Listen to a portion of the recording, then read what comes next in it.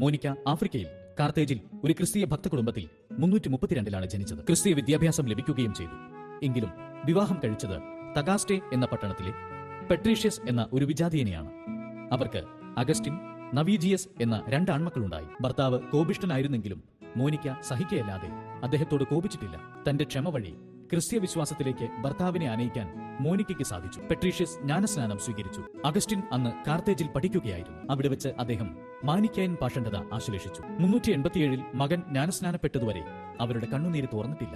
ഒരു മെത്രാൻ അവളോട് പറഞ്ഞു, ഇത്രയേറെ കണ്ണുനീരിന്റെ മകൻ നശിക്കുക അസാധ്യമാണ്. അഗസ്റ്റിൻ മിലാനിലേക്ക് പോയി വിശുദ്ധ അംബ്രോസിന്റെ നിരവധി പ്രസംഗങ്ങൾ കേട്ടു. മനിക്കേയിസം അഗസ്റ്റിൻ ഉപേക്ഷിച്ചു. മോനിക്ക മിലാനിൽ വന്ന് വിശുദ്ധ അംബ്രോസിന്റെ ഉപദേശപ്രകാരം ജീവിച്ചു. അഗസ്റ്റിൻ ജ്ഞാനസ്നാനം സ്വീകരിച്ചു. കൂടെ അദ്ദേഹത്തിന്റെ കുറെ സ്നേഹിതന്മാരും. അവരെയെല്ലാം മക്കളെ പോലെ മോനിക്ക ശുശ്രൂഷിച്ചു. ഈ ശരീരം നിങ്ങൾ എവിടെയെങ്കിലും സംസ്കരിച്ചുകൊള്ളുക.